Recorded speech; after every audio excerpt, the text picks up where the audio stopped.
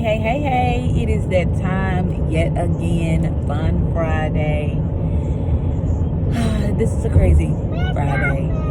On the road, on my way out of town to get prepared for preparations and all of that. If you hear children in the background, that's because I'm recording while I'm driving.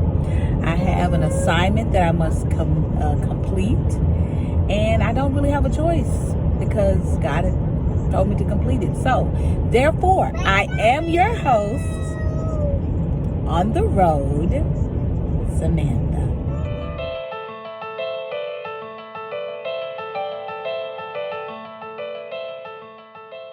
All right, what is our topic today? Our topic today is I can only control me. I can only control.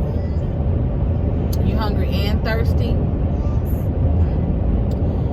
She's hungry and thirsty. All right, so as you all hear, I do have children in the car. We got virtual school going on and everything as we drive. But when the Lord tells you to do something, you do what the Lord tells you to do. Okay, so if some of you all may remember, I posted a passage out of a book.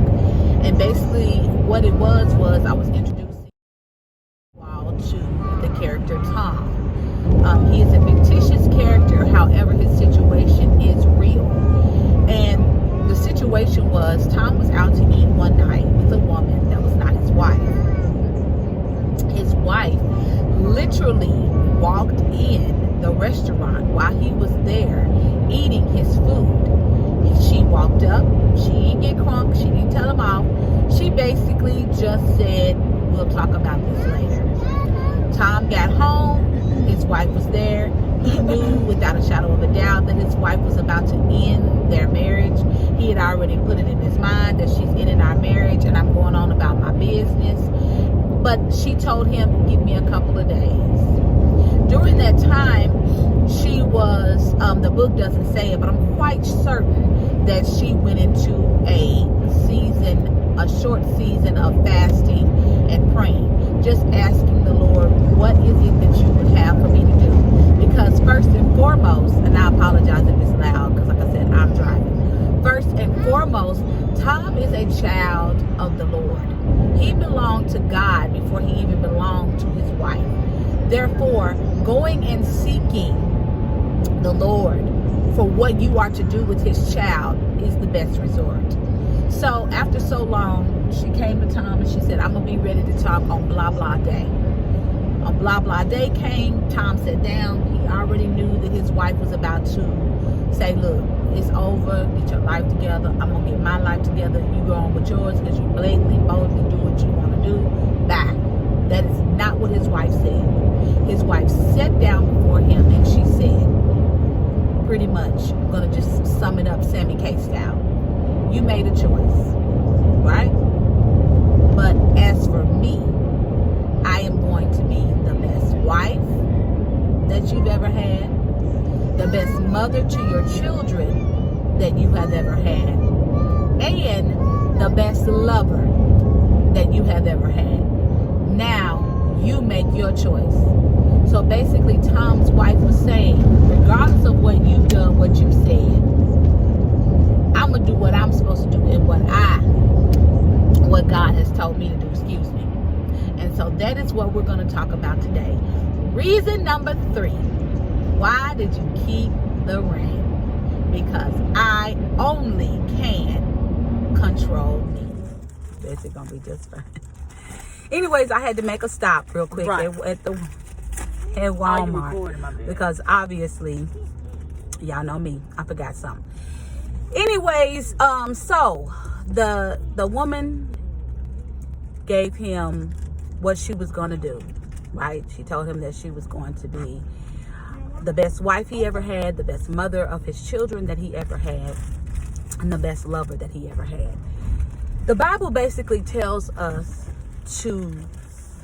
a soft answer turns away wrath. At that moment, I like to call that your opportunity of elevation. This woman was in a position to where she was She found her husband, her man, her boo, in a restaurant, giving his time that he could have been given to her to someone else.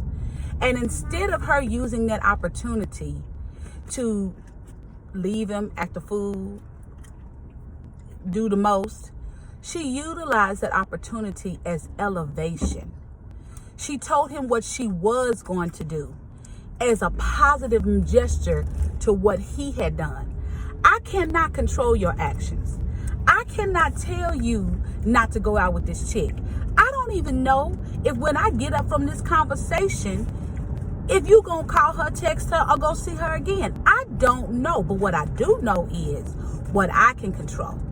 I can control being the type of wife that makes sure your children have everything that they need. Make sure that when you out playing with Betty Boop, Bop the Wop, that the children are in a position to where they don't need anything. I can make sure that when you are in my presence, I'm making sure that everything that a wife is supposed to do, I'm doing it.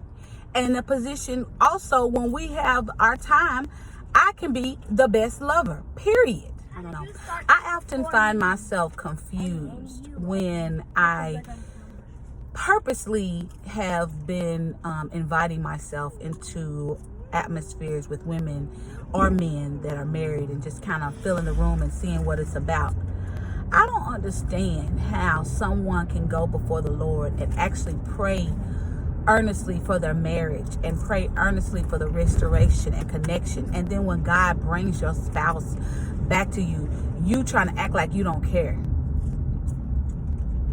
Lord, I just need my spouse to call me. Bop, bop, bop. I just need my wife to just come up to my job and just see me. I just need my husband to just take me out on a dinner. And then your husband, the Lord actually answers the prayer. And you get that call that you've been waiting on that says, baby, I want to take you out to dinner tonight. I want to do what I got to do to make it right. Bop, bop, bop. And you in your feelings. Don't get dressed. Girl, please. I ain't finna put on nothing. I'm gonna go Then the Lord finally delivers this man, and he say, I'm gonna come on, I'm gonna do whatever I gotta do, or the woman, I'm gonna come on, and you playing ball and act like you don't hear her. Well, if you had a call last weekend, I probably could have did it, but because it's this weekend, you know, me and the boys go play basketball. Confused. Girl, you ain't get nobody KFC. Grubbing on chips and sandwiches. Ain't finna get nobody KFC. All right, so why did I keep the ring? Number 3, I kept the ring because guess what? I control Samantha, right? That's the only somebody I can control is Samantha. I control how I react to certain situations. I control how I utilize those situations to elevate myself. Because guess what? I always tell you, the Lord will make your enemies your footstool. So, all right. I just want to take this time out right now to thank everybody that has reached out to me in regards to the passing of my father. I know that it may seem like that I'm all right, but this is a difficult season for me. And I want to thank you all for the Facebook page post, for the private text, for the people that I haven't even talked to in years, just instant messaging me. I just want to say thank you so much. The love is greatly appreciated and needed at this time. So I just want to say thank you. And until next time, remember to live your life in your best relentless fashion. Y'all have a great weekend. Bye.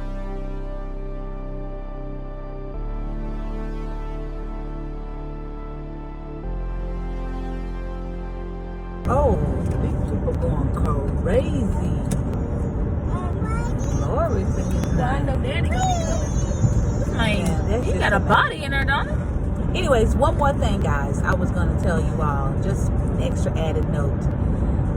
If the Lord answers your prayer and grants you time with your spouse, make that time count. Make it worth something. Don't you utilize that time to be a time of meeting about budgets and all that stuff. Utilize that time to spend time with your spouse, whatever that entitles. Spend time, good time, memorable time.